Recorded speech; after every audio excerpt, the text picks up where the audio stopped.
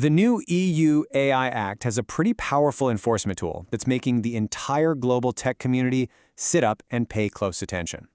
This analysis, which was carried out under the scientific supervision of Professor Vihar Kiskinov, is going to explore a penalty with absolutely massive financial implications, even for the biggest tech companies out there.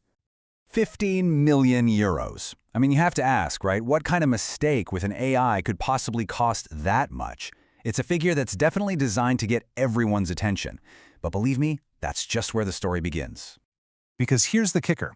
The fine is either 15 million euros or 3% of a company's total worldwide annual turnover from the previous year, and they take whichever number is higher. So let's put that in perspective. For a tech giant that brings in, say, 100 billion euros a year, that 3% isn't 15 million, no way. It's a staggering 3 billion euros. This one clause really sets the stage for a very, very serious enforcement framework. To really get our heads around all this, here's our roadmap for today. We're going to start with a closer look at the fine itself. Then, we'll figure out exactly who can get hit with it. After that, we'll break down the 4 key violations, the cardinal sins, that can trigger this penalty. Then, we'll look at the procedure to see how it all stays fair. And finally, we'll zoom out and explore the global impact this is already having. So this powerful fine structure, which is all laid out in Article 101 of the Act, is designed to be effective, proportionate, and, well, dissuasive.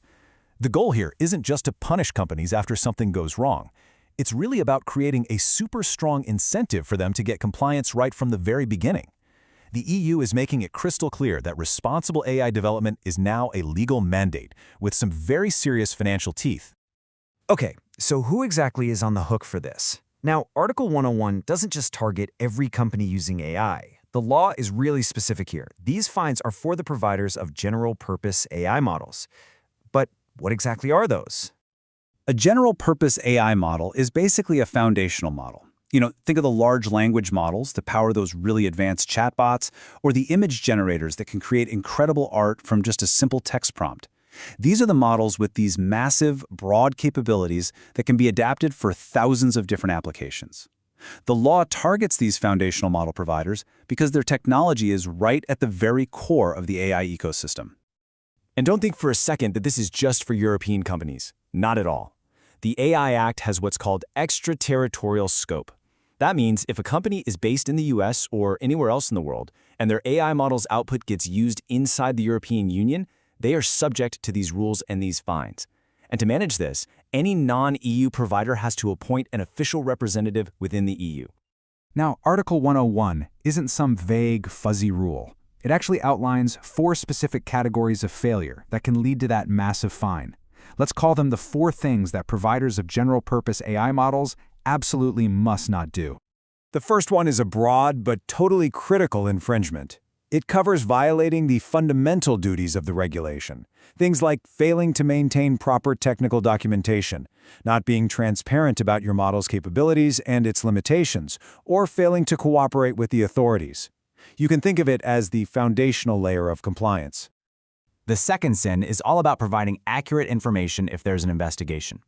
Under Article 101, Paragraph 1b, if the European Commission requests information, say about your training data or risk assessments, and a provider supplies info that's incorrect, incomplete, or deliberately misleading, that is a finable offense.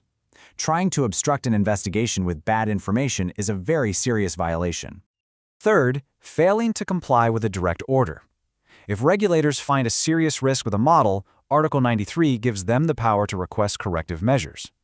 This could be a demand to restrict the model's use, pull it from the market, or even issue a full recall. And failure to comply with an order like that is a pretty clear path straight to a fine. And the final cardinal sin is obstruction. The Commission has the power to evaluate these general-purpose AI models to make sure they comply with the law. So if a provider actively prevents that evaluation, for instance, by refusing to provide the necessary API access or technical information, that act of blocking regulators is a major infringement under Article 101, Paragraph 1d.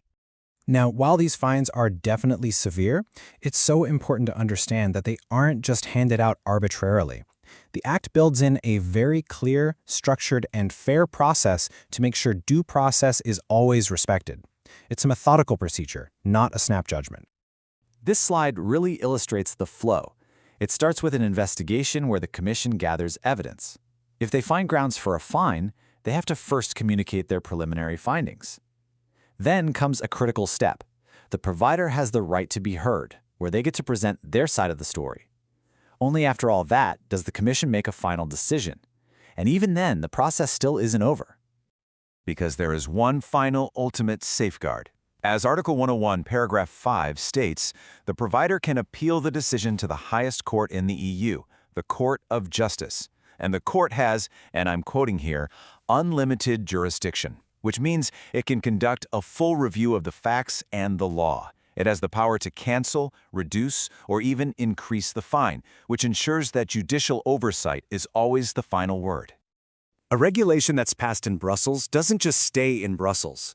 The stringent requirements and these heavy fines of the AI Act are already creating waves across the entire global AI industry. This whole thing is a concept known as the Brussels effect. Because the EU is such a massive market, a lot of international companies find it's just easier to adopt the EU's high standards across their entire global operation rather than create different products for different regions. It's just like how car manufacturers worldwide adopted California's strict emission standards. It seems AI developers may just adopt the EU AI Act's rules as the global benchmark. This robust enforcement framework, centered on fines like the one in Article 101, isn't just about policing the European market.